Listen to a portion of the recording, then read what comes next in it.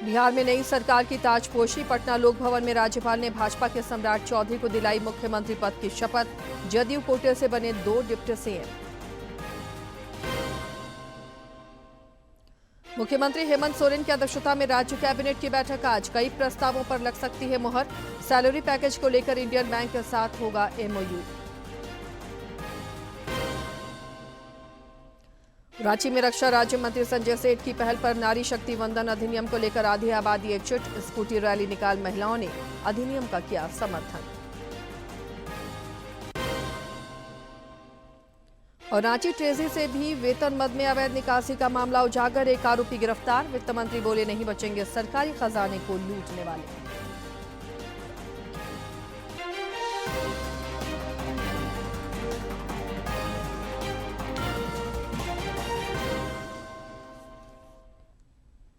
नमस्कार, खबरें झारखंड में आपका स्वागत है। मैं हूं आसिया नाजरी और अब समाचारों पर नजर डालते हैं विस्तार से। प्रधानमंत्री नरेंद्र मोदी ने आज कर्नाटक के मांड्या स्थित श्री क्षेत्र आदि चुनचनगिरी मठ में श्री गुरु भैरवैक्य मंदिर का उद्घाटन किया। प्रधानमंत्री ने मंदिर में पूजा अर्चना कर मंगल कामना की। बाद में एक जनसभा को संबोधित करते हुए श्री मोदी ने आयुष्मान भारत योजना की चर्चा करते हुए कहा कि केंद्र सरकार जन कल्याण और सेवा भाव से काम कर रही है।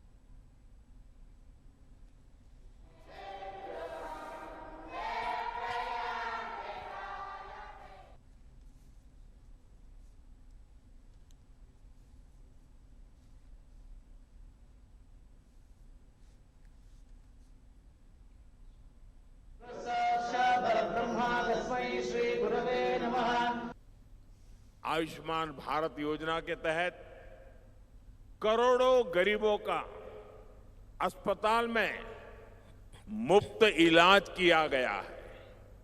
हमने इस योजना को 70 वर्ष से अधिक उम्र के सभी वरिष्ठ नागरिकों तक भी बढ़ाया है ताकि उन्हें गरिमा के साथ बेहतर स्वास्थ्य सुविधा मिल सके। साथियों, आज इस श्री गुरु भैरवैक्य मंदिर में उपस्थित होना और जगत गुरु श्री श्री श्री डॉक्टर बाल गंगाधर नाथ महास्वामी जी का आशीर्वाद प्राप्त करना मेरे लिए सौभाग्य की बात है। हम सभी जानते हैं महास्वामी जी करुणा की प्रतिमूर्ति थे।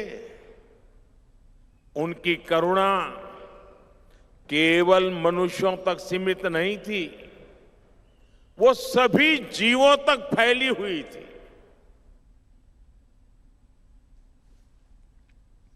अमेरिकी राष्ट्रपति डोनाल्ड ट्रंप ने प्रधानमंत्री नरेंद्र मोदी से फोन पर बातचीत की है। दोनों नेताओं ने पश्चिम एशिया की स्थिति समेत होर्मुज जलडमरू मध्य को सुरक्षित खोलने के महत्व पर बल दिया। प्रधानमंत्री नरेंद्र मोदी ने सोशल मीडिया पर इस बात को साझा किया है।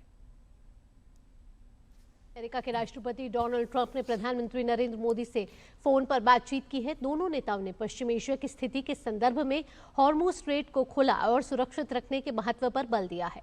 पीएम मोदी ने सोशल मीडिया प्लेटफॉर्म एक्स पर लिखा है कि राष्ट्रपति ट्रंप के साथ विभिन्न क्षेत्रों में अपने द्विपक्षीय सहयोग में हुई महत्वपूर्ण प्रगति की समीक्षा की।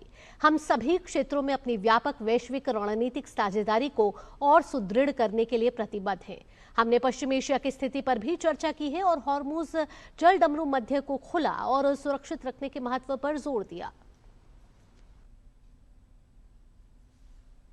पड़ोसी राज्य बिहार में आज नई सरकार की ताजपोशी हुई। पटना लोक भवन में राज्यपाल सैयद अता हसनैन ने भाजपा के सम्राट चौधरी को मुख्यमंत्री पद की शपथ दिलाई।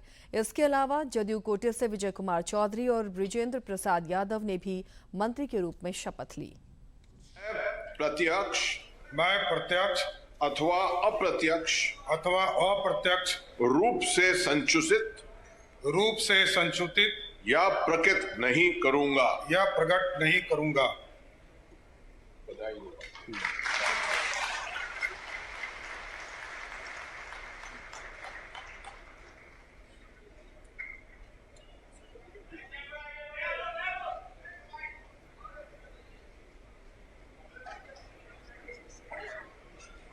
ये सीधी तस्वीरें आपको दिखा रहे हैं पटना से, लोक भवन से की ये सीधी तस्वीरें, जहां पर अब मुख्यमंत्री पद के रूप में शपथ ले चुके हैं सम्राट चौधरी और इसके साथ ही उन्हें शुभकामनाएं भी दी गई। राज्यपाल ने उन्हें शपथ दिलाई। पद एवं गोपनीयता की ये शपथ लेते हुए अब से कुछ देर पहले ही सम्राट चौधरी नजर आए और अब सम्राट चौधरी बिहार के नए मुख्यमंत्री बन चुके हैं और अब से कुछ उन्होंने लोक भवन में इस शपथ ग्रहण समारोह से ये सीधी तस्वीरें हम आपको दिखा रहे हैं।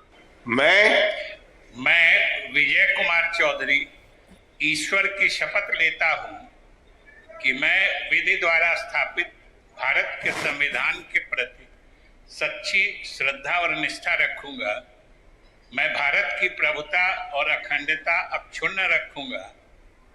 मैं बिहार राज्य के मंत्री के रूप में अपने कर्तव्यों का श्रद्धा पूर्वक और शुद्ध अंतःकरण से निर्वहन करूंगा तथा मैं भय या पक्षपात, अनुराग या द्वेष के बिना सभी प्रकार के लोगों के प्रति संविधान एवं विधि के अनुसार न्याय करूंगा। तो खास बात यह कि इससे पहले नीतीश कुमार वहां पर मुख्यमंत्री थे, उन्होंने अपने पद से इस्तीफा दिया और केंद्र की राजनीति में वो आए और अब बिहार में भारतीय जनता पार्टी के मुख्यमंत्री के तौर पर वो शपथ लेते हुए नजर आए। सम्राट चौधरी भाजपा के पहले मुख्यमंत्री है सम्राट चौधरी बिहार में। मनोनीत श्री मैं विजेंद्र प्रसाद यादव सत्यनिष्ठा से प्रतिज्ञा करता हूं कि जो विषय बिहार राज्य के मंत्री के रूप में मेरे विचार के लिए लाया जाएगा अथवा मुझे ज्ञात होगा, उसे किसी व्यक्ति या व्यक्तियों को तब के सिवाय जबकि ऐसे मंत्री के रूप में अपने कर्तव्यों के सम्यक निर्वहन के लिए ऐसा करना अपेक्षित हो, मैं प्रत्यक्ष अथवा अप्रत्यक्ष रूप से संसूचित या प्रकट नहीं करूंगा।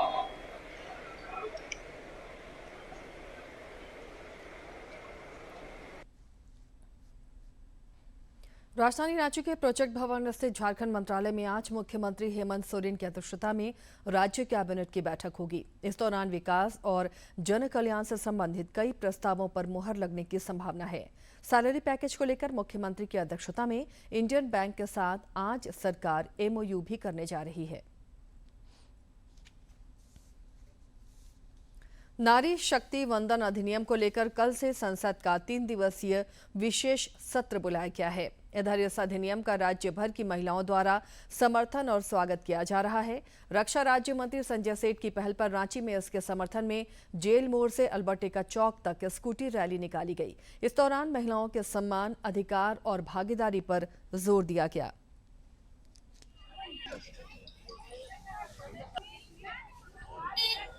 जुग जुग जियो मोदी जी।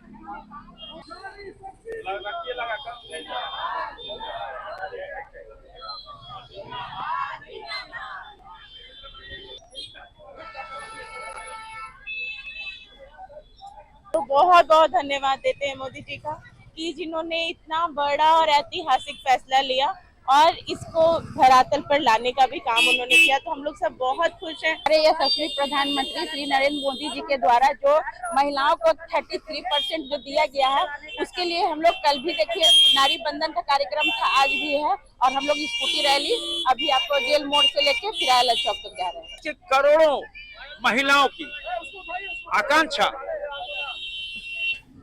और हम कह सकते हैं कल का दिन देश की आधी आबादी के लिए बहुत महत्वपूर्ण है और कल का दिन जब देश की बेटियों को सत्ता में, सरकार में हिस्सेदारी और प्रधानमंत्री नरेंद्र मोदी जी जिस प्रेरणा से काम कर रहे, भारत रत्न बाबा साहब अंबेडकर जी ने उनकी सोच थी कि सत्ता में, सरकार में महिलाओं का भागीदारी होनी चाहिए। बोकारो और हजारीबाग के बाद रांची ट्रेजरी से भी अवैध निकासी का मामला उजागर हुआ है। Institute of animal health and production के 2 कर्मियों द्वारा वेतन मद में अवैध तरीके से करीब 3 करोड़ रुपए की अवैध निकासी की गई है। रांची के कोतवाली थाना में इस संबंध में मामला दर्ज होने के बाद एक आरोपी को गिरफ्तार किया गया है। इधर वित्त मंत्री राधाकृष्ण किशोर ने कहा है कि सरकारी खजाने को लूटने वाले नहीं बचेंगे। सरकार घोटाले की जड़ तक पहुंचेगी। राज्य के 33 कोषागारों के जांच के निर्देश दिए गए हैं। नेता प्रतिपक्ष बाबूलाल मरांडी ने भ्रष्टाचार और अनियमितता पर राज्य सरकार को फिर घेरा है। एक सोशल मीडिया पोस्ट में श्री मरांडी ने आरोप लगाया है कि सरकारी खजाने की हर स्तर पर राज्य में लूट हो रही है। रांची में पशुपालन विभाग के 2 कर्मचारियों द्वारा करीब 3 करोड़ रुपए की अवैध निकासी किए जाने का खुलासा हुआ है। इसी तरह बोकारो, हजारीबाग और अन्य जिलों में भी कोषागार से करोड़ों की अवैध निकासी हुई है। यह खेल कई वर्षों से अनवरत चलता आ रहा है। नेता प्रतिपक्ष ने कहा कि उच्च अधिकारियों की संलिप्तता के बगैर इतना बड़ा घोटाला संभव नहीं है। उन्होंने मुख्यमंत्री से सभी विभागों की व्यापक ऑडिट कराने और कोषागारों से हुई निकासी की निष्पक्ष जांच कर दोषियों से सरकारी धन की वसूली सुनिश्चित करने की मांग की है। हैदराबाद में लंबे समय से इलाजरत सिंदरी के पूर्व विधायक इंद्रजीत महतो को कल रांची लाया गया। एयरपोर्ट पर रक्षा राज्य मंत्री संजय सेठ, नेता प्रतिपक्ष बाबूलाल मरांडी और भाजपा के प्रदेश अध्यक्ष आदित्य प्रसाद साहू ने परिजनों से मिलकर उनके स्वास्थ्य की जानकारी ली। सभी ने श्री महतो के शीघ्र स्वस्थ होने की कामना की।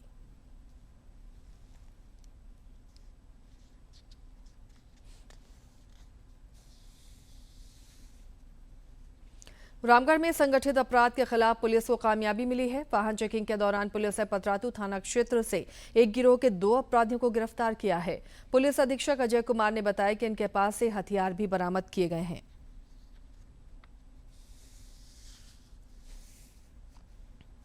रानीनगर थाना प्रभारी और आसपास की कई टीम जो कई जगहों पे चेकिंग कर रही थी और इन लोगों के द्वारा उनको पकड़ा गया और बाइक सवार को जो पकड़ा गया तो उनका नाम पूछने पर एक ने करण करमाली और दूसरे ने शिवम मिश्रा बताया। दोनों पतरातू क्षेत्र के ही रहने वाले हैं और एक के कमर से पिस्टल और जिंदा गोली बरामद की गई है और साथ ही उसी बाइक पे थैला पे रखा हुआ एक कुछ सामान रखा गया था जिसको चेक करने पर पाया गया कि उसमें कार्बाइन है जो कि लोडेड है और उसके साथ में उसमें भी जिंदा गोली बरामद की गई है। इधर पलामू के पाटन और पंडवा थाना क्षेत्र और नौडिहा बाजार इलाके में चोरी की विभिन्न वारदातों को अंजाम देने वाले 5 अपराधियों को पुलिस ने पकड़ा है। ये पहले बंद घरों की रेकी किया करते थे, जिसके बाद चोरी को अंजाम देते थे। इन अपराधियों के पास से आभूषण समेत अन्य चीजें बरामद की गई हैं। पुलिस ने पहले छतरपुर थाना क्षेत्र से 2 अपराधियों को पकड़ा, फिर इनकी निशानदेही पर बाकी और 3 पकड़े गए। रांची रेलवे स्टेशन पर आरपीएफ कांस्टेबल गौरव की सक्रियता से एक यात्री की जान बच गई। सीसीटीवी फुटेज में दिखा कि एक यात्री चलती ट्रेन में चढ़ने की कोशिश में असंतुलित होकर गिर पड़ा। कांस्टेबल ने सूझबूझ का परिचय देते हुए उस यात्री को सुरक्षित निकाला, जिससे उसकी जान बच गई।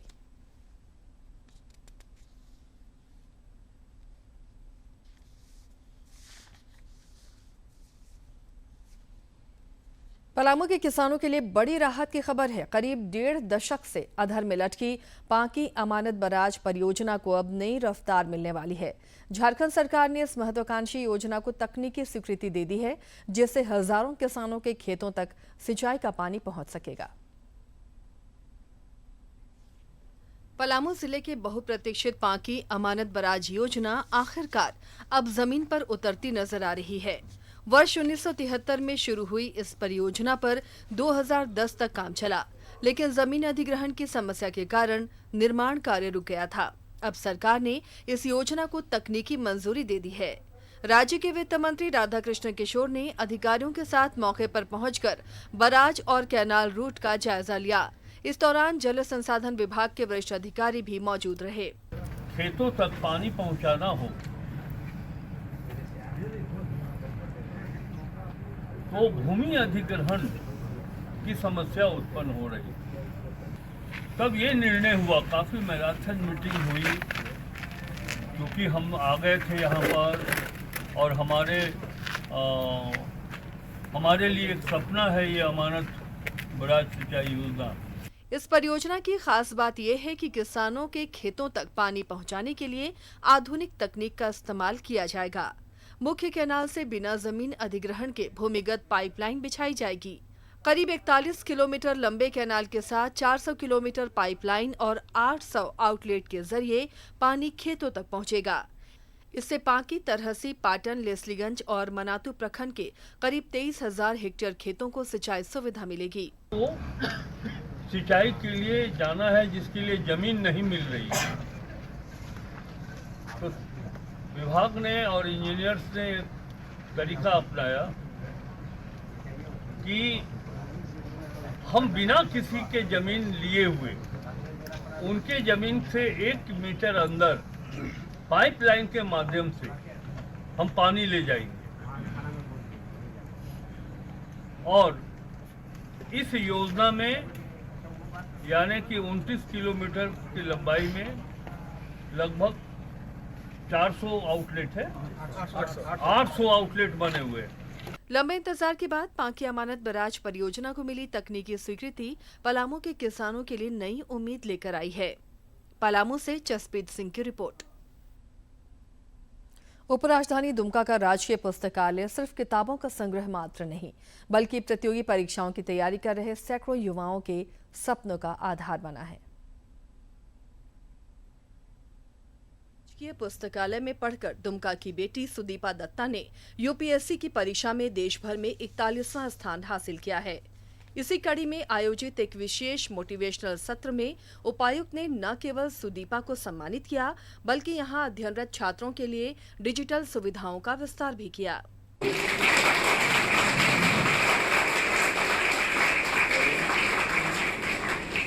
छात्रों के उत्साह को देखते हुए जिला प्रशासन ने पुस्तकालय के कायाकल्प की शुरुआत की है। अब यहां छात्रों को आर्टिफिशियल इंटेलिजेंस AI की भी मदद मिलेगी। उपायुक्त अभिजीत सिन्हा ने खुद पुस्तकालय पहुंचकर बुक क्लब की शुरुआत की और छात्रों के साथ संवाद किया। उस कॉर्नर को एक बुक क्लब के रूप में भी डेजिग्नेट किया गया है कि कैजुअल रीडिंग और बेटर इंटरेक्टिव सेशंस के लिए भी इस रूम का यूटिलाइज किया जा सके। और आज खुद सुदीपा आज हमारे बीच है, क्या वो मोटिवेशनल सेशंस बच्चों को कराएं। तो मैं आगे भी चाहूँगा कि और ऐसे कई बच्चे यहाँ पे निकलें और कई बच्चे यहाँ से यूपीएससी का एग्जाम पास करें, IAS बने, IPS बने और हम सबका नाम इसमें रोशन करें। विशेष मोटिवेशनल सत्र के दौरान सुदीपा दत्ता ने अपने संघर्ष और तैयारी के दिनों के अनुभव साझा किए। उन्होंने विशेष रूप से राजकीय पुस्तकालय के शांत माहौल और यहाँ उपलब्ध पुस्तकों की भूमिका को महत्वपूर्ण बताया। लाइब्रेरी का एनवायरनमेंट ही इतना अच्छा है कि यहाँ पे लोग आके पढ़ाई तो करते ही हैं, मॉक टेस्ट वगैरह भी दे देते हैं, क्योंकि यहाँ पे हमेशा शांति रहती है। सारी सुविधाएं यहाँ पे उपलब्ध है, प्लस यहाँ पे एनवायरनमेंट है पढ़ाई का। बच्चे आते हैं, पढ़ते हैं, शोरगुल कुछ भी नहीं होता है, किसी भी तरह का डिस्ट्रैक्शन नहीं है। तो लाइब्रेरी बहुत अच्छी चीज़ है इस दुमका शहर के लिए, यहाँ के बच्चों के लिए कि इतना अच्छा चीज़, इतना अच्छा एनवायरनमेंट प्रोवाइड कर रहा है। प्रशासन की इस पहल और सुदीपा दत्ता जैसी रोल मॉडल की मौजूदगी ने दुमका के युवाओं में एक नई ऊर्जा भर दी है। आने वाले समय में यह पुस्तकालय झारखंड के कई और होनहारों को देश के शीर्ष प्रशासनिक पदों तक पहुंचाने का माध्यम बनेगा। दुमका से RK नीरद की रिपोर्ट। और अब कुछ खबरें देखते हैं राज्य के विभिन्न जिलों से फटाफट अंदाज में।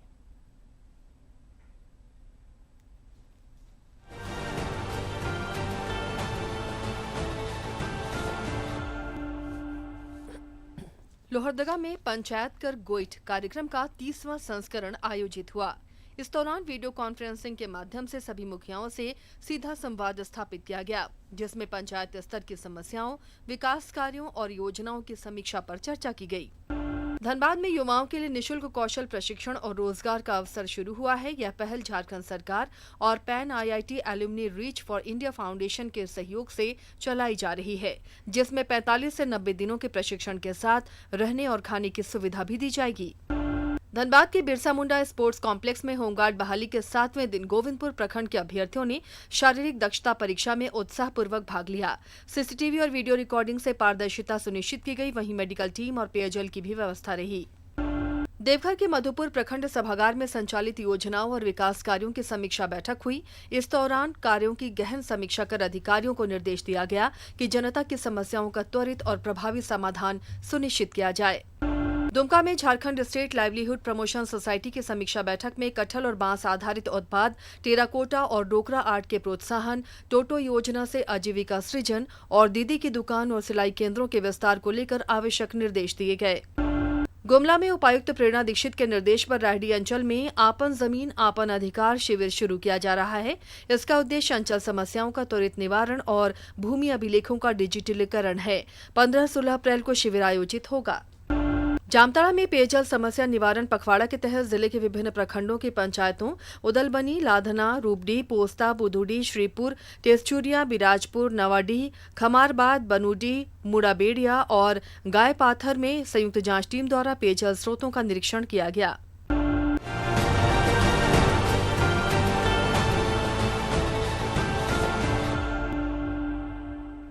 प्रधानमंत्री नरेंद्र मोदी 26 अप्रैल को सुबह 11 बजे आकाशवाणी पर मन की बात कार्यक्रम में देश विदेश के लोगों के साथ अपने विचार साझा करेंगे। इस कार्यक्रम के लिए आम लोग अपने विचार और सुझाव टोल फ्री नंबर 1800117800 पर भेज सकते हैं। आकांक्षी जिला गढ़वा की धरती कई प्राचीन और ऐतिहासिक धरोहरों को सहेजे हुए है। संस्कार भारती की टीम ने भावनाथपुर स्थित श्री शिव पहाड़ी प्राचीन गुफा का दौरा किया और इसकी ऐतिहासिक और सांस्कृतिक महत्ता को जाना। संस्कार भारती की टीम ने गढ़वा के भवनाथपुर स्थित श्री शिव पहाड़ी प्राचीन गुफा का दौरा किया। इस दौरान प्रांतीय कला धरोहर संरक्षक नीरज धर स्वर्गीय ने प्रधानमंत्री के पंच प्रण का जिक्र करते हुए कहा कि ऐसी धरोहरों के प्रति लोगों को जागरूक करना जरूरी है। यह स्थल भूगर्भ शास्त्र के विद्यार्थियों के लिए भी ज्ञानवर्धक साबित हो सकता है। इतना अच्छा है, उत्कृष्ट प्राकृतिक रूप से इसको इस तरह से तराशा गया है कि जिसका दर्शन जो न करे तो मैं समझता हूं कि इस क्षेत्र में या फिर झारखंड प्रदेश में रहने वालों का दुर्भाग्य हुआ। और ये अंदर बाबा भोलेनाथ का जो स्थान है उनका दर्शन करना, उनका आशीर्वाद प्राप्त करना सभी के लिए अत्यंत आवश्यक है। और मैं तो आग्रह करूंगा कि भूगर्भ शास्त्र के जो विद्यार्थी हैं उनको तो निश्चित रूप से ऐसे स्थानों का अवलोकन करना चाहिए। उनको बहुत सारी पुरातात्विक चीजें भी मिलेंगी। राष्ट्रपति से सम्मानित और झारखंड के इतिहास पर किताबें लिख चुके डॉक्टर रमेश चंचल ने कहा कि इस धरोहर को संरक्षित करना और इसका व्यापक प्रचार प्रसार सभी की जिम्मेदारी है। वहीं छात्रा संध्या कुमारी ने कहा कि यह अद्भुत दृश्य रोमांचक और प्रेरणादायी है। ऐसी चीजें तभी तक संरक्षित होती हैं जब तक जन जागरूकता होती है, जब तक समाज उन चीजों को संरक्षित रखना चाहता है। और ये हम सबों का दायित्व है कि हम सभी मिल करके ऐसे पुण्य स्थल को एक सहज सुगम बना सकें और इसे एक अच्छे पर्यटक स्थल, एक अच्छे तीर्थ स्थल के रूप विकसित कर सकें। यहाँ पे ऐसा सुगम और अद्भुत दृश्य देखने को मिल रहा है जो आज तक मैंने कभी नहीं देखा था। मेरा अनुभव है यहाँ लोग जो चल के जाते हैं, मैं लेट कर आई, यानी कि करवट बदलते बदलते। शिव पहाड़ी जो भवनाथपुर में स्थित है, मुझे यहाँ आने का मौका मिला और मैं बहुत ज़्यादा प्रसन्न हूँ। संस्कार भारती के जिला अध्यक्ष मदन केसरी ने बताया कि प्रधानमंत्री के पंच प्रण के तहत कला, संस्कृति और धरोहरों से लोगों को जोड़ने का अभियान चलाया जा रहा है। इसी क्रम में संस्कार भारती की टीम दूसरे चरण में भवनाथपुर स्थित शिव पहाड़ी गुफा तक पहुंची। तो स्थानीय कला है, जो संस्कृति है, वह विरासत के रूप में है और इसके लिए हमारे नई पीढ़ी को जागरूक करने की आवश्यकता है, उनको बताने की आवश्यकता है, उनको पहचान दिलाने की आवश्यकता है। और माननीय प्रधानमंत्री जी का जो पंच प्रण है, हमारा विरासत ही गर्व है। इस पर हम लोग कार्यक्रम कर रहे हैं। आज दूसरा चरण है अखिल संस्कार भारती की ओर से। आज हम लोग प्रस्थान कर रहे हैं और आने वाले समय में भी स्थानीय जितने भी इस तरह का सांस्कृतिक धरोहर है उस पर हम लोग इसके माध्यम से पहुँचेंगे। गढ़वा की यह प्राचीन शिव पहाड़ी गुफा न सिर्फ धार्मिक आस्था का केंद्र है, बल्कि ऐतिहासिक और भूगर्भीय दृष्टि से भी बेहद महत्वपूर्ण है। जरूरत है इसे संरक्षित करने और देश दुनिया के सामने लाने की, ताकि आने वाली पीढ़ियां भी इस अनमोल धरोहर के बारे में जान सकें। गढ़वा से विजेंद्र तिवारी की रिपोर्ट। और अब चलिए जान लेते हैं मौसम का मिजाज। राज्य में अगले 4 दिनों के दौरान तापमान में 3 से 5 डिग्री सेल्सियस तक की वृद्धि हो सकती है। कल तक मौसम शुष्क रहने का पूर्वानुमान है। वहीं 17 अप्रैल को राज्य के उत्तर पूर्वी हिस्सों में कुछ हिस्सों में बारिश होने की संभावना भी है। 17 और 18 अप्रैल को रांची, पलामू, गढ़वा समेत कई जिलों में हीट वेव चलने की आशंका है, जिसके लिए मौसम विज्ञान केंद्र ने चेतावनी जारी की है। और अब जानते हैं किन बातों के लिए इतिहास के पन्नों में आज का दिन खास है।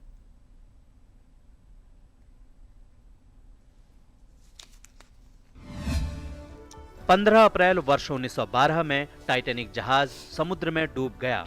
टाइटैनिक उस समय दुनिया का सबसे बड़ा भाप से चलने वाला यात्री जहाज था। इस जहाज ने इंग्लैंड के साउथम्पटन बंदरगाह से अपनी पहली यात्रा 10 अप्रैल वर्ष 1912 को न्यूयॉर्क शहर के लिए शुरू की।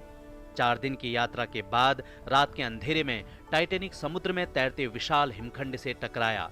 टकराने के लगभग 2 घंटे बाद ही यह समुद्र में डूब गया। टाइटैनिक पर लगभग 2200 यात्री सवार थे, जिसमें से लगभग 1500 से ज्यादा लोगों ने अपनी जान गंवाई। इस भीषण हादसे में 500 से ज्यादा लोगों की जान बचाई जा सकी। जब जहाज डूब रहा था उस वक्त जहाज पर लगभग 1200 लोगों के लिए जीवन रक्षक नौकाएं थी। टाइटैनिक को उस समय के सबसे अनुभवी इंजीनियरों ने डिजाइन किया था और इसके निर्माण में उस समय की सबसे उन्नत टेक्नोलॉजी का इस्तेमाल किया गया था। इतिहास के पन्नों में यह हादसा सबसे भीषण जहाज दुर्घटनाओं में से एक है। वर्ष 1997 में जेम्स कैमरन के निर्देशन और लियोनार्डो डिकैप्रियो व केट विंसलेट अभिनीत इस विशालकाय और आलीशान जहाज पर बनी फिल्म टाइटैनिक को खूब सराहा गया।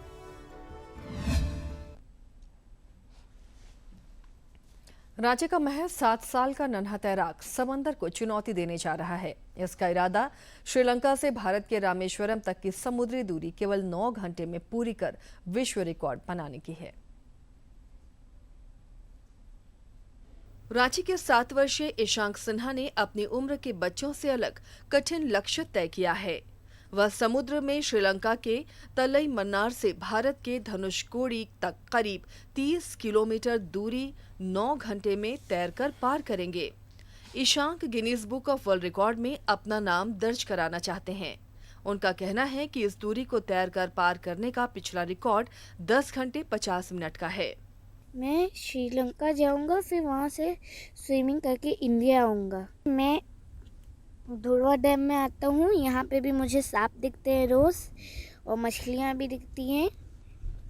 यहाँ पे भी जब जोर से हवा चलता है तो बहुत सारे वेव्स आते हैं, इसीलिए यहाँ पे ये करना बेस्ट रहेगा। ईशांक का यह साहसिक अभियान 30 अप्रैल से शुरू होगा, जबकि 22 अप्रैल को वह रामेश्वरम के लिए रवाना होंगे। वे इन दिनों धुरवा डैम में 15 से 20 किलोमीटर की तैराकी का अभ्यास 4 से 5 घंटे कर रहे हैं। उनके कोच अमन कुमार जायसवाल उन्हें प्रशिक्षित कर रहे हैं और हर पहलू पर बारीकी से काम कर रहे हैं। हम लोग धुरवा डैम आए हुए हैं और प्रैक्टिस करते हैं। इसमें हमें हैबिट मिल जाती है, जैसे यहाँ पे होता है आपका करंट काफ़ी मदद करता है सर, जो सी वाटर में होना चाहिए, उसके लिए प्रैक्टिस हो जा रहा है सर। ईशांक की मां मनीषा सिन्हा ने बताया कि तैराकी ईशांक का पैशन रहा है। 2.5 साल की उम्र से ईशांक पानी में उतरने लगे थे। उनकी इस प्रतिभा को पहचान कर प्रोफेशनल ट्रेनिंग दिलाई गई। ईशांक सिर्फ तैराक ही नहीं बल्कि एक अच्छे एथलीट भी हैं। कुछ माह पहले ईशांक ने 5 किलोमीटर का मैराथन महज 30 मिनट में पूरा किया था। बचपन से ही करीब हर दिन 1 किलोमीटर के आसपास करता था। 1 किलोमीटर किया, 1.5 किया, 2 किया, ऐसे करके हम लोग धीरे धीरे करके इंक्रीज किए। फिर देखे कि है इसके में स्टेमिना, तो हम लोग फिर डैम में ले आए पिछले साल अक्टूबर से। जब प्रतिभा निखरने लगती है तो समाज भी बाहें फैलाकर स्वागत और उसे आगे बढ़ाने में सहयोग करता है। धुरवा डैम की बोट टीम भी आजकल ईशांक को मुफ्त रेस्क्यू फैसिलिटी प्रोवाइड कर रही है। बोट के तरफ से जो भी सुविधा चाहिए हम लोग अवेलेबल कराएंगे। इसके लिए हम उससे शुल्क का कोई बात नहीं किए हैं। बच्चा कामयाब हो जाए, जाके झारखंड का नाम रोशन करे, धुरवा डैम का नाम ले। ईशांक पिछली कई प्रतियोगिताओं में अपनी प्रतिभा का लोहा मनवा चुके हैं। हाल ही में मुंबई के गेटवे ऑफ इंडिया इवेंट में उन्होंने अरब सागर में 1 किलोमीटर तैराकी में 3रा स्थान हासिल किया था। जिला स्तरीय प्रतियोगिताओं में भी उनका प्रदर्शन शानदार रहा है। रांची से अवधेश गौतम की रिपोर्ट।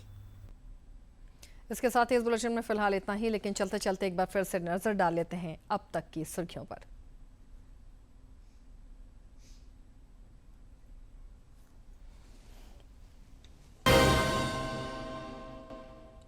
बिहार में नई सरकार की ताजपोशी। पटना लोक भवन में राज्यपाल ने भाजपा के सम्राट चौधरी को दिलाई मुख्यमंत्री पद की शपथ।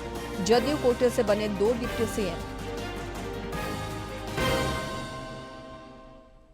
मुख्यमंत्री हेमंत सोरेन की अध्यक्षता में राज्य कैबिनेट की बैठक आज। कई प्रस्तावों पर लग सकती है मुहर। सैलरी पैकेज को लेकर इंडियन बैंक के साथ होगा एमओयू। रांची में रक्षा राज्य मंत्री संजय सेठ की पहल पर नारी शक्ति वंदन अधिनियम को लेकर आधी आबादी एकजुट। स्कूटी रैली निकाल महिलाओं ने अधिनियम का किया समर्थन। और रांची ट्रेजरी से भी वेतन मद में अवैध निकासी का मामला उजागर, एक आरोपी गिरफ्तार। वित्त मंत्री बोले, नहीं बचेंगे सरकारी खजाने को लूटने वाले।